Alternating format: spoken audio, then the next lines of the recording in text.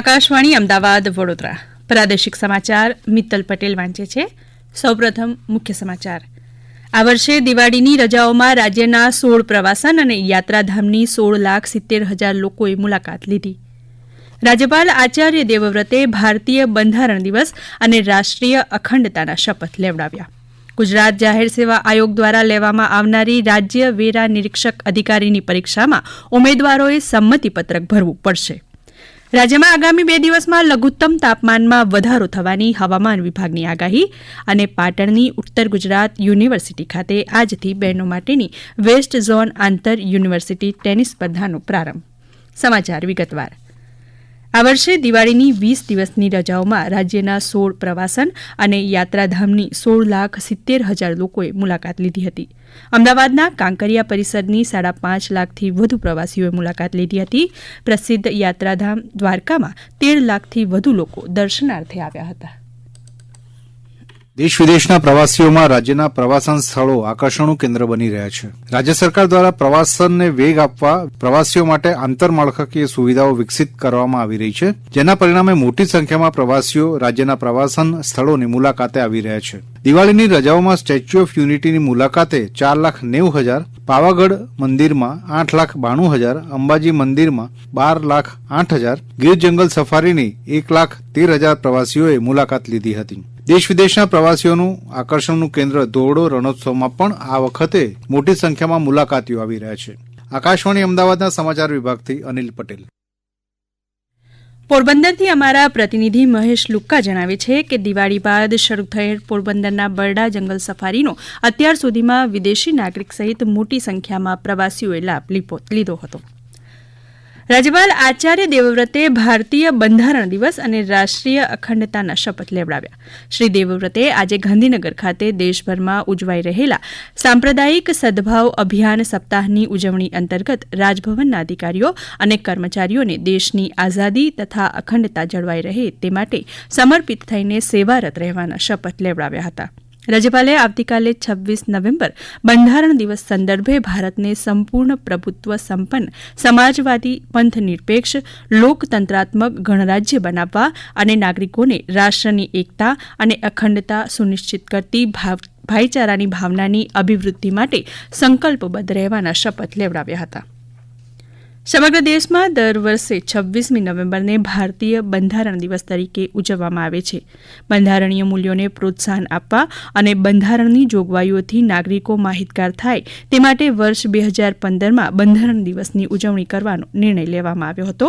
આ અંગે સાંભળીએ અમારા સંવાદદાતા અપર્ણા ખૂંટનો એક અહેવાલ. ભારતીય બંધારણ વિશ્વનું સૌથી લાંબુ લેખિત બંધારણ છે, જેમાં ઘણા દેશોના બંધારણમાંથી કેટલીક બાબતો અપનાવવામાં આવી છે.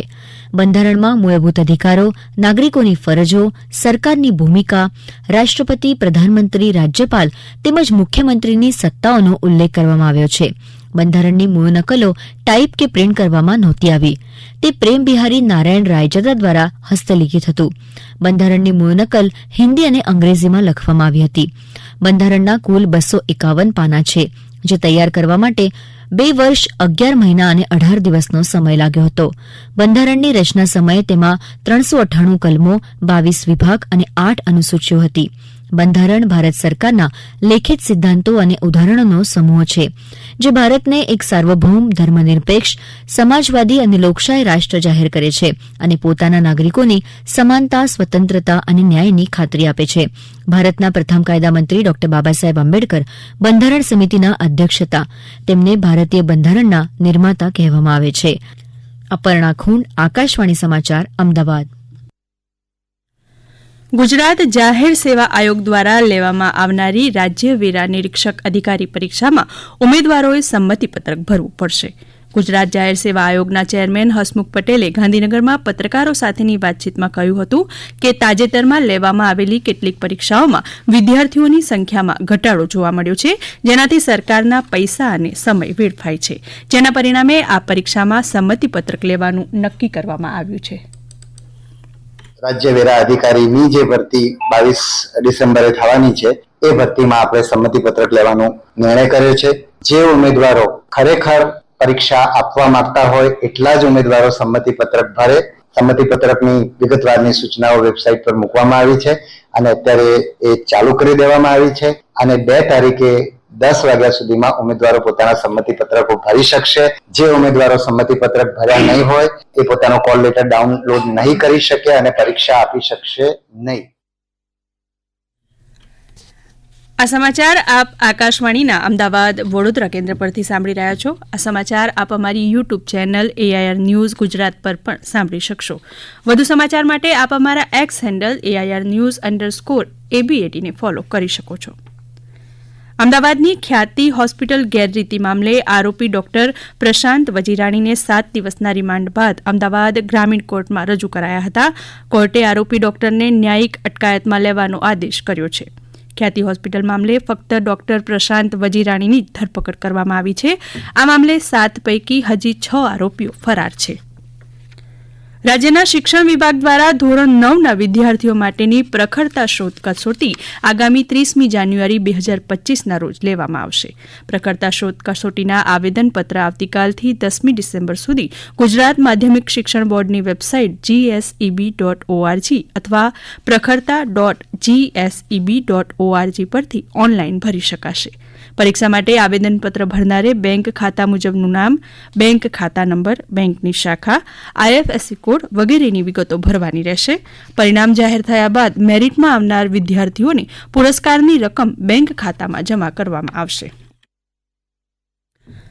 રાજ્યમાં આગામી 2 દિવસમાં લઘુત્તમ તાપમાનમાં વધારો થવાની હવામાન વિભાગે આગાહી કરી છે. છેલ્લા 24 કલાકમાં મોટાભાગના જિલ્લાઓમાં લઘુત્તમ તાપમાનમાં 1 ડિગ્રી સેલ્સિયસ સુધી લઘુત્તમ તાપમાન વધતા ઠંડીનું પ્રમાણ ઓછું થયું છે. વહેલી સવારે શહેરોમાં ધુમ્મસનું પ્રમાણ જોવા મળી રહ્યું છે.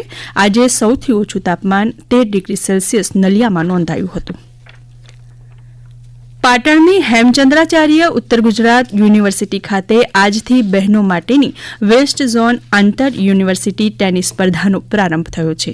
પાટણથી અમારા પ્રતિનિધિ રમેશ સોલંકી જણાવે છે કે હેમચંદ્રાચાર્ય ઉત્તર ગુજરાત યુનિવર્સિટી અને નવી દિલ્હીના એસોસિએશન ઓફ ઇન્ડિયન યુનિવર્સિટીના સંકલનમાં આજથી 27 નવેમ્બર દરમિયાન રમાનાર આ સ્પર્ધામાં ગુજરાત, મધ્યપ્રદેશ, મહારાષ્ટ્ર અને રાજસ્થાનની કુલ 44 યુનિવર્સિટીઓના મહિલા ખેલાડીઓ ભાગ લઈ રહ્યા છે.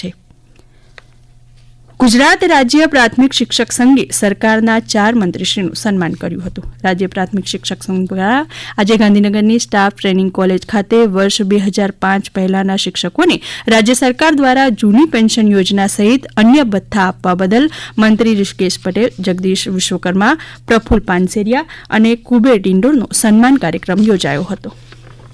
અને હવે રાજ્યના કેટલાક સમાચારો સંક્ષિપ્તમાં. ભાવનગર જિલ્લા રોજગાર વિનિમય કચેરી ખાતે આગામી 27મી નવેમ્બરે રોજગાર ભરતી મેળો યોજાશે. ચીખલી તાલુકાના રૂમલા ગામે જાગૃતિ વિદ્યાલયમાં સરસ્વતી વિદ્યા સાધના યોજના અંતર્ગત 83 વિદ્યાર્થીનીઓને સાયકલ વિતરણ કરાયું. સુરેન્દ્રનગર જિલ્લાના મીડિયાકર્મીઓ માટે ઇન્ડિયન રેડક્રોસ સોસાયટી અને માહિતી ખાતાના સંયુક્ત ઉપક્રમે હેલ્થ ચેકઅપ કેમ્પ યોજાયો. ડાંગના કોટબા ગામે ઘરની તારની વાડમાં ફસાયેલ દીપડીના બચ્ચાને બચાવી સાવચેતીપૂર્વક જંગલમાં છોડવામાં આવ્યું હતું. વેરાવળ સિટી પોલીસ કર્મચારીએ સોમનાથ મંદિરના પ્રવેશદ્વાર પાસે મળેલ રોકડ રકમ તથા ચાંદીના દાગીનાનું પર્સ મૂળ માલિકને પરત કર્યું હતું. અંકલેશ્વર પોલીસે 7 લાખ રૂપિયાથી વધુ કિંમતના નશીલા પદાર્થોના જથ્થા સાથે 3 વ્યક્તિઓની ધરપકડ કરી છે. અંતમાં મુખ્ય સમાચાર ફરી એકવાર. આ વર્ષે દિવાળીની રજાઓમાં રાજ્યના 16 પ્રવાસન અને યાત્રાધામની 16,70,000 લોકોએ મુલાકાત લીધી. રાજ્યપાલ આચાર્ય દેવવ્રતે ભારતીય બંધારણ દિવસ અને રાષ્ટ્રીય અખંડતાના શપથ લેવડાવ્યા. ગુજરાત જાહેર સેવા આયોગ દ્વારા લેવામાં આવનારી રાજ્ય વેરા નિરીક્ષક અધિકારીની પરીક્ષામાં ઉમેદવારોએ સંમતિપત્રક ભરવું પડશે. રાજ્યમાં આગામી 2 દિવસમાં લઘુત્તમ તાપમાનમાં વધારો થવાની હવામાન વિભાગની આગાહી અને પાટણની ઉત્તર ગુજરાત યુનિવર્સિટી ખાતે આજથી બહેનો માટેની વેસ્ટ ઝોન આંતર યુનિવર્સિટી ટેનિસ સ્પર્ધાનો પ્રારંભ. આકાશવાણીના અમદાવાદ વડોદરા કેન્દ્ર પરથી પ્રાદેશિક સમાચાર પૂરા થયા.